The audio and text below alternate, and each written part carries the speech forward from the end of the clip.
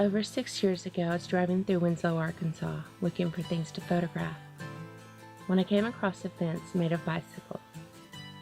It looked as though someone may live there, so I left a note saying I'd like to photograph the fence. Tim wrote me a letter and told me to drive over and honk 3 times and he would come out of the woods. Following directions, I came over and honked 3 times. Tim emerged from the woods. This is when I realized he was my subject. That very first day, it occurred to me that I discovered an outsider artist. But it did not occur to me until much later that we should show our work together and that I should document him through moving pictures and tell the whole story. This is when I learned that Tim has a master's degree in art, and his work is part of permanent collections at both the Metropolitan Museum of Art and the Museum of Modern Art. Yet Tim has been hiding in the woods for the past 40 years, until now. This documentary tells the story of Tim and is coming out as an artist.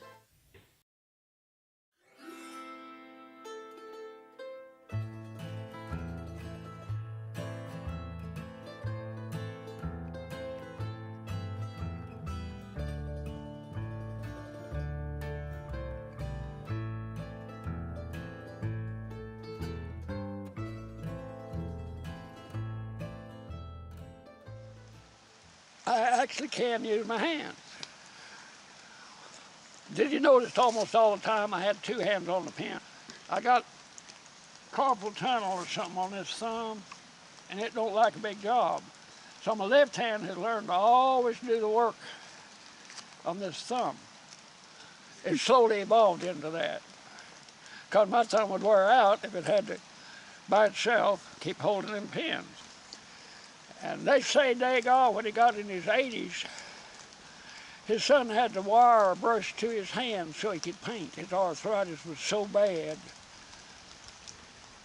But if I didn't have any finger movement, I still have the wrist movement. And if I don't have the wrist movement, I got the elbow movement. When I don't have the elbow movement, I got the shoulder movement.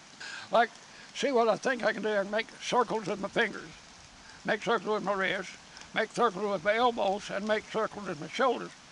Well, not everybody else has trained themselves to do that. But I can make a circle, big, little, or otherwise. The wrist, the fingers, the elbow, or the shoulder. It's not like the circles are the most important in the world, but it's nice to know that you can make a circle when you want to.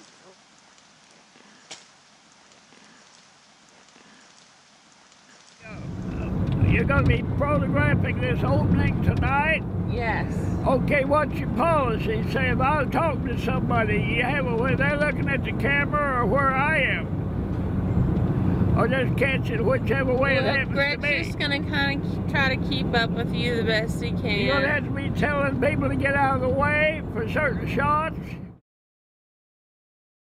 An artist wants to have their own voice, have their own, this is who I am. And I had never seen anyone that could do that better than Tim West. Tim, to me, is just, that raw talent that you come across once in a lifetime if you're lucky. Most gallery owners would do anything to come across someone like Tim West in their career, and I feel very fortunate to have come across his work. Tim is an organic soul, and rightfully so. His art is organic in nature. It's raw, it has dirt on it, it comes with soil, rocks. His pieces are on withered paper. They've been soaked in water. They've been soiled in some, or maimed in some way. But it all works. Just an old man that had some really awesome ideas. And he captured them on paper, and wow, they might make your head spin. Tim's sculptural work, if you go around his property and you see the things that he's created throughout time, and then also if you talk to people who have known him in the past, his sculptural work is almost more about the process than it is the finished product. A lot of his smaller works dealt in more of a figurative aspect, And then he would also do a lot of faces and things that were based off of people he knew. Sometimes he did some that were self-portraits. Some were based off of small stones that he had found that he felt like looked like a face. And he would create concrete sculptures to kind of mimic that.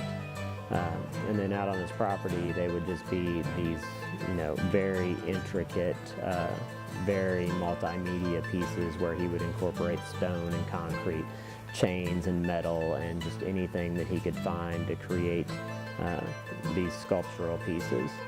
When he was younger, in college in Carbondale, he was also known for his sculptural works, but then he would create small representations of motorcycles, things like that, and he would create them entirely out of pieces of metal and different things that he would find.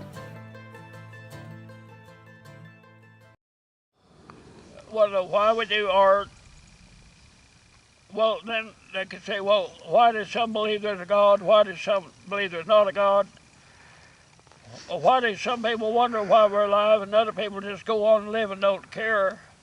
But to figure out why we do art, it makes exactly as much sense as figuring out why we want to believe in a God. And there ain't no damn answers. And that's okay. It's to call it, a mystery. So here we are. Who the hell am I? I don't know.